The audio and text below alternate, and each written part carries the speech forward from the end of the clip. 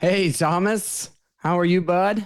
I'm good. It's been a while. I It obviously have has. been without you for a couple of months after you moved back to the US. So I tried to do a few solo podcasts, but it wasn't the same without you on here. Mm. Well, I appreciate that. Yeah, we've been a little busy. We will be back in the UK before you know it. I hope so. They just need Yeah, to give you that visa now. Give him that yeah, visa that's home right. office. This is for you. Yeah. Hey, listen up. Um, welcome. I am glad to be back here on Couples in Focus. I've been missing our chats and our hangouts, and I'm really looking forward to our discussion today. Yeah, so let's get rolling. And I think Yeah, today we're gonna try and do a little mini series spread into three different parts, and we're gonna try and keep it a bit shorter to about 25 minutes each to keep it more yeah. Good snappy luck. on your way to work. Yeah. I I'm quite wordy. Mutual here. So, So Michael, where are we starting? all right. So we're going to start a mini series on John Gottman's a relationship research, and one of the phrases that he has is there's the masters and disasters of relationships, and he has all kinds of things that like masters do, and what do couples do that last a lifetime together. And we're going to talk a little bit about like, hey, here's what we do know about what we see that couples come into our office. This is what they're struggling with. This is where they get stuck. But also then help us see, well, what are the couples, first of all, what are the couples doing that don't come to our office? Mhm. And then, but like, what can couples begin to cultivate in their relationship in order to build a lifetime of love and connection and a sense of safety in their relationship? Yeah, that's it. So we'll break this up into 3 episodes. Amazing. Where are we starting today, Michael? That's All a right. big, So big what's one to take on. yeah. Well, so what we're going to be talking about today is building a culture in your relationship of appreciation, of Mm. being able to see one another as good, and to begin to see, one of the things that these lenses in which we can see people, right? When we're stuck in that negative cycle, right? When couples don't have a way out of that, it tends to color the moments in their relationship that we'll call it, like a swinging door, a door that can open either way, Mhm. right? Yeah, If you're stuck in a negative cycle all the time, it'll tend to swing where you could see your partner doing something from across the room, right? And your thought might go straight to, what are they doing? Why are they even doing that? yeah, Because the negative cycle gives you this negative lens, and everything you see your partner doing, yes. it's like putting on rose colored glasses, right? It's like putting on some kind of lens that changes how we see our partner. That's right. And I guess also, Michael, what often happens in these dynamics, we talked a lot about the pursuer and the white drawer, etc. Mhm. And as we were talking before the podcast, and you were mentioning how often the pursuer feels quite unappreciated, unseen, Yeah, and on the other side, the white drawer feels often very criticized, right? And on that's right. edge, I'm gonna do something wrong. Oh, And yeah, and both of them are often in this place where they feel quite underappreciated, right? yeah, And we know that even the brain has this negative bias, meaning that when we start getting caught in a cycle, the brain gets more and more likely to notice the that's right. faults and irritation in the other person instead of Right. start noticing the part that actually they do for us every single day that become more and more That's right. invisible. Yeah. And we lose the ability in that space to give our partner the benefit of the doubt That's right. because likely when we're caught in the negative cycle and we've given them the benefit of the doubt, Mhm. they've proved us to don't give them the bit, right? So there's good reasons why we get stuck here. That's So I right. want to be very clear that there's good reasons for everyone that gets stuck here. I Okay. I literally Well, changed I didn't nothing. change anything on my end, so that was your fault. If Michael, this is not a good example. I don't like being at fault. I don't know if you could tell. This is what not to do in your relationship. That is so funny. But it's still recording, so we can continue, right? I'll just Yeah, cut it yeah. out. Just fold this into the show somehow. I don't know. Okay, so where were we? You Uh, were just saying something. I was saying when this happens, we can't give our partner the benefit of the doubt, right? Mhm. It's not. It's just the negative cycle doesn't allow for that. But what couples who begin to get a hold of that, this is one of the shifts they start doing, is they give their partner the benefit of the doubt. Yeah. And they're able to say, ooh, my partner's just come in. Like, for example, I could walk in the house and my wife can do something where there used to be a time where I would walk in and she might say something that like kind of took me off guard. Like, whoa, what was that about? And then I get like a little bit like, hey, what was that all about? Like, it was not a kind response. Yeah. Or maybe she didn't get something done she promised to get done. Like, there's something happens and it triggers our negative cycle. Yeah. With a positive cycle, I can walk in and see that thing not done or hear that response from my wife. And rather than triggering like, why didn't she do it? Or why did she talk to me that way? It now triggers, I wonder what's happened today. Like, what has her day been like? Mm-hmm. Let me go check in, right? And instead of triggering my own defenses, what it triggers is curiosity. Like, what has happened? And that right there, like, one of the most important parts of any relationship that's going to last a long time is when we see that behavior from our partner that has often triggered us. Yes. If we can find it in ourselves in that moment, because if our partner's doing it, by the way, if they're already doing it, it means they're in a certain spot, right? Yeah. Like, they may not be able to shift right there because they're in their own move, right? So if that's happening and my alarm bell kind of goes off and it starts to say, hey, something has happened in my partner's day today. Yes. Right? I want to go check in. And so I would say that one of the first things you can start integrating into a relationship for longevity is a sense of curiosity for what's happening in your partner in those moments that could usually take us off balance. Yes, that's right. And I think this is also a good way to highlight the difference between how different couples, maybe that function really well versus one that struggle, interact with this different. Because what you're talking about is really being able to interrupt what we call, I think we talked about it earlier in another podcast, called the predictive model, right? So That's right. Yeah. as we have this predictive model, we are making assumptions of what something means that our partner has done. And if that predictive model have become one of anticipating some negative outcome, then we will very quickly go to that, because it saves energy to just be able to go to the same presumption every 100%. time. And that means we then get stuck in that loop, right? So part of moving out of that, which is actually what you were saying, is having the ability to interrupt that presumption and just slow down. And maybe they come home late and your first thought is, oh, they don't care about me. But you can just slow down before you go to reaction, which might be to say, why are you late? Or you don't care. To slow down and challenge that presumption and say, hey, I don't know for sure that this predictive model is correct. Because predictive models are always based on the past, right? Trying to predict the future, meaning they are never actually dealing with what's happening right here, right now. Yeah. So this is where, when you can interrupt, and as you said, and I like that, moving from, I guess, what would be a fear response into curiosity, but that requires us to somehow regulate in between this space, right? Because when we're in fear, we are not curious. We want to be right, and we want them to know they done something wrong and they had done us wrong. So it does require, and this is what we often see in couples that are quite functional, is that they do have the ability to self-regulate and interrupt and slow down and say, oh, this is my presumption, but I don't know for sure. She was late, but I don't know if that's because she didn't care. Let me just check in and try and understand what actually is happening in this specific moment. Yep. Yeah. 100%. I think, and to kind of build on that, how do we begin to shift into that space? One of them is the level of appreciation that we have for one another. And I want to be very, sorry. I have the same small little cough as well. My turn. Yeah. I want to be really clear about why I'm saying one another. Like, if I have appreciation for my partner, but my partner doesn't show appreciation back, we're going to get stuck. Yes. Right. And if we can cultivate a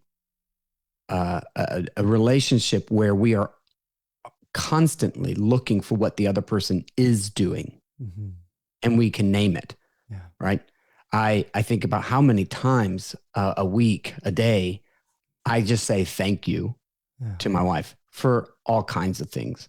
Whether it's like I was coming back to, like, I had made my lunch, went and sat down, ate my lunch real fast, came back, it was already wiped up. Yeah. And it's just like, oh, that was really kind. But do I just kind of take that for granted and roll on? Or do I turn to my wife and say, my partner, and say, hey, that was kind. Thank you. Like, it's not a big thing. It's not like Yeah. roses and chocolates have to come out, but just a turning and saying, hey, I see you appreciating the limited Yeah. time that I had to grab lunch and get back to work. And you did me a kindness in cleaning up. And that's really sweet. Yeah. And I think these moments are so important for relationship that function well. I see it pretty much in every relationship that's well Yeah. functioning. And it's really, I call it the emotional bank account. It's not an Yeah. official Yeah. Yeah. expression, but it's making little deposits, right? And when we criticize, we are drawing out. So Yeah. if you keep drawing out and never put in, well, you're going to go into overdraft. Eventually, the interest rate will be so big you can't even pay it back, right? So then Yeah. we get into trouble. So we need to put more in than we take out. And I Yeah. know Gottman says 5 to 1, but again, I'm not too hang up on these. They That's never a really, weird one for me. I mean, yes, I get it, but like, sure, that's really nitty gritty. exactly. And there isn't that much research to again substantiate whether this is correct or not. So I wouldn't Yeah, be hang up on that. The point is we need more positives than we need the that's right. negatives. That's That's essentially right. what it's trying to tell us. You don't have to Yeah, count. Have I done 5? Now I can criticize you. yeah, But but but it's great what you're saying, noticing the small things, because often we think appreciation is, oh, they done something big, something really worthwhile. that's right. Sometimes it's not even having done anything. Recently I turned to my partner and I said to her when we were in the living room, I said, you know what? I really appreciate just having you in the room. Yeah. Yeah, Even just reading a book and having you in the room makes it better than if I yeah, was reading a book just by myself. So even as simple as that. But what that does is it sends a really important message to her, which is that I yeah, value you, I care about you, and I appreciate you. And that's critical for the human nervous system and also for us to feel close to another human being, right? yeah, Whether we have done something to deserve it or whether it's just knowing that our presence is actually valued and appreciated. yeah, So it is trying to break that habit of notice all the things that maybe they do that we don't like. Maybe they haven't done the yeah, dishes the way we like, or yeah, and slow down, turn the dial down a little bit on that. Yeah, say, okay, maybe I don't have to mention everything they do that irritates me. Yeah. A yeah, few of them I can just slow down and maybe wait a little bit and start noticing more of the things that actually does have a positive yeah, impact, right? yep, And everybody that we're with are doing something that does have some sort of positive impact, whether it's yeah, that they help pay the bills, whether it's that they went to the grocery store, whether it's that they shared a joke with you, whether it's that we look out for the kids together, whatever it is, there hmm, is something you can notice if you train yourself to start paying yeah. attention to it. No, I think that's the part that is so important, is do we train ourselves to pay attention to it? Yeah. And thinking on attachment and what begins to build a very secure sense of self Yeah. in children. Like, this is a really cool one.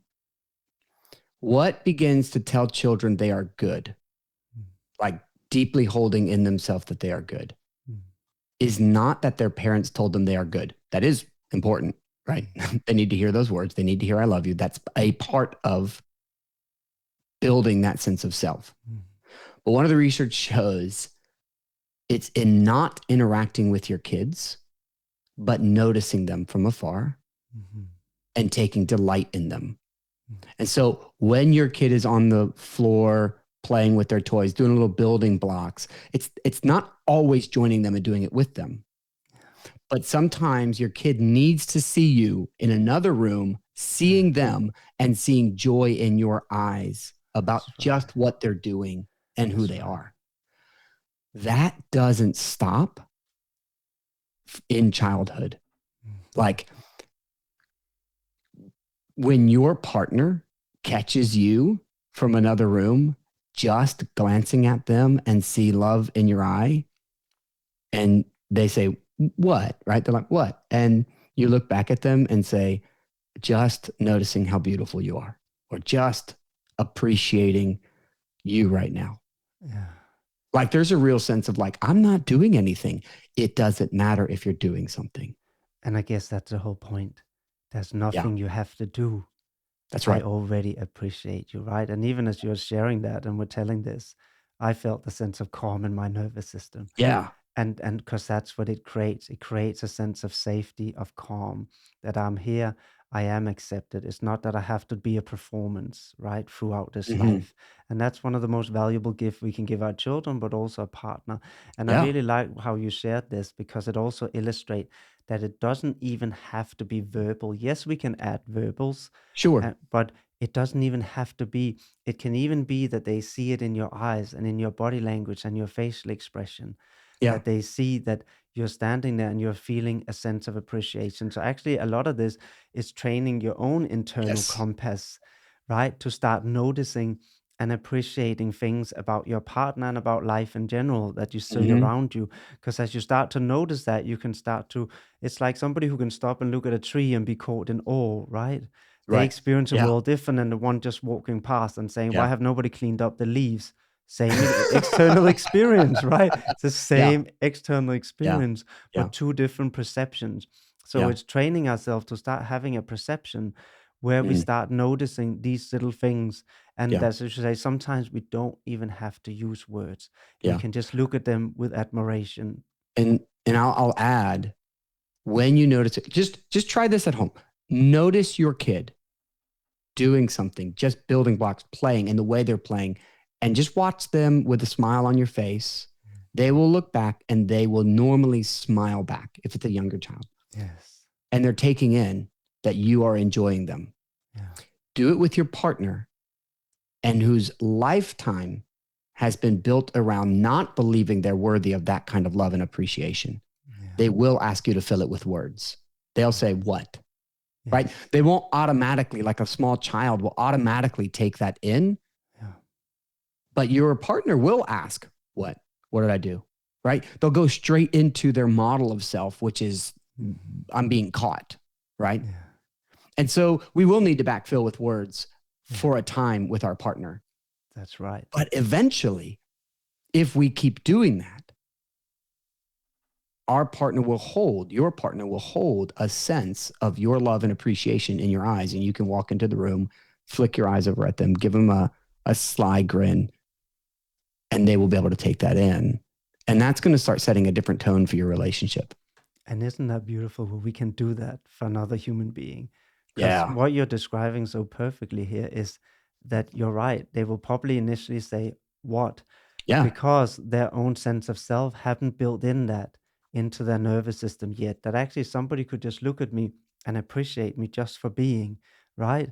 That is Mm-hmm. simple. So when they have that response, it just tells us this is a really important message for them to get, right? And we probably have to repeat it a lot Yep. for them to start building that into the sense of self. And as you said, as it becomes more and more integrated and accepted as a sense of self, they can receive it just by a look and a smile. But in Yep. the beginning, there probably will be resistance because it clashes That's right. with their own sense of self that said, That's right. "Hey, this doesn't match what how I perceive myself." So therefore, Absolutely. that's the word that they might say. What? What are you Yep. looking at? What's Yep. wrong? Yep. Um, and something I know we talked a little bit about before we start hit record was really what for me was so fascinating. Yeah. I was hoping Was I was going to mention this next, right? But yes, before you jump in there, I want to go yeah, to say something real fast, which is yes, we've talked. So far we've said, first things we've got to do is start to recognize we're caught in that pattern, recognize that we are not giving our partner the benefit of the doubt, that the mhm, predictive model is going, yeah, and begin to challenge that and say, wait, what if I didn't assume this part? And what if I got curious with my partner? yeah, Right. And then if we can get curious, amazing. That's like huge for any relationship. Then we're saying, catch your partner doing something good here, right? Let your partner see that you are noticing them. Name the appreciations that you have for them. Thanks for this. Hey, I appreciate that you were thinking about me with this, and make that a part of the culture of your relationship, because that's yeah, super important. And then you were talking about this research before we were recording. You were talking about yeah, this research, and I love this research because and it goes, "Ooh, I am doing my job right." But Yeah. so I love when research tells me I'm doing the right thing. But share a little bit about the research you were reading. It's just really fascinating neuroscience to me because when we often hear about appreciation in the whole self-help, it's all about, hey, I should sit down every day and write. Yeah. And don't get me wrong, I've done this, so this is not to criticize anyone. I've done this for years. And there's nothing bad about doing that. It's not harmful in any way to Yeah. write down. I appreciate having hot water. I appreciate having food, blah, blah, blah. Right. However, what they found when neuroscience researched appreciation was that when we do that, when we write down, I appreciate my house, my car, nothing really exceptional happened in the brain, and there was no long term clear benefits of that to our Mm, well being. However, when appreciated was received from somebody else, it had not just a short term change in brain structure and chemistry that produced well being, but also a long term impact, which that was really fascinated me. So that's amazing. appreciation only become highly effective when it's heard from somebody else. Yeah. So okay, what I find so fascinating about is that we could sit down, and as long as like it's like a placebo almost of like, as long as I every single day sit down and write my 10 things that I'm grateful for, I can somehow keep that going. But that's a whole lot of work. Mhm. What you're saying is, if I have a sense of appreciation for my partner because they share those things with me, that lasts longer in my body. And I hold on to that in a very different way than I hold on to this idea that I have to keep taking this medicine from myself for myself every single day for it to Yeah, work. yeah, that's That's right. incredible. That's right. And also that you can sit down for a month and write down, I appreciate my job as a couple therapist, but your wife or somebody that you appreciate and Mm, value coming and saying, hey, Michael, I really appreciate you sharing your wisdom. It has such a big mm. impact of you showing up. I have an example of this. Yeah. This weekend, I was at Core Skills 5 in Atlanta. Core Skills Uh-huh. 5 is a thing where all the people that are doing the training come together. They bring their tape Yeah. and we watch them do their job. Yes. And one of the things that's really interesting is every single participant, no matter where in the order they went, got up and said, "Oh, it's not that good. I'm doing a terrible job." I mean, their voice about what their work is, what they're about to show, is awful. Yeah. And then the first thing we do before we say, "Okay, well, you could have done this, could have done that," we open the floor up to all the participants and we say, "Hey, let's like, what did you see that this person was doing really well?" And everybody knows this is coming. And everybody knows that their view of self is going to be drastically different than what other people see in the room. Man, don't you see how you did this? Don't you see how lovely this was? And yet, from first to last person, even the last person going was still saying, "My work is not that good." Like Mhm. they Mhm. could not even at the last go to a spot going, my work might be better than I'm expecting. Like Uh-huh. everybody. But until they started to hear it from others and have the reassurance that you're doing good work Yes. here, it wasn't, they weren't able to stick. Yeah. And And like it really, that's so powerful coming from the other. yeah. And that shows us why this is so important and how it can actually have a profound impact, not just Mm-hmm. on your relationship, where I promise you it will have a positive impact if you start switching to showing more appreciation and awe Mm-hmm. of your partner. However, it will also have a fundamental positive impact on their well being and their sense of Yeah. self, even Yeah. outside the relationship of how they show up in the world. And imagine how incredible it is that you can have that impact on another human being. Yeah.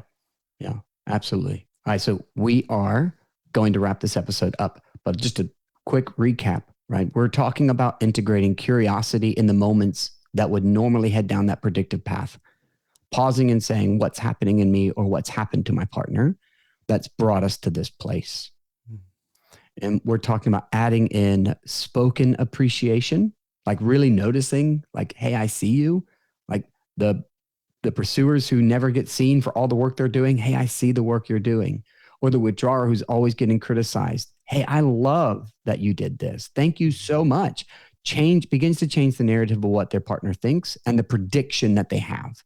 So adding those spoken appreciations, catching the loving gaze of a partner, Yeah. right? Really beginning to integrate that in. And then this one here, which is kind of just that spoken affirmations of who they are and how good they are, really begins to change how someone experiences themselves, like in this world, which is it's just massive. So those are the handles we want to offer you all today. And if you want to integrate these, I'll say this: encourage, just sit down and listen to this episode with your partner, and so you can both begin to practice some of these positive relationship changers. Yeah. I appreciate the conversation, Thomas. Me too, Michael. I'll see you on the next episode. All right, bye, bud.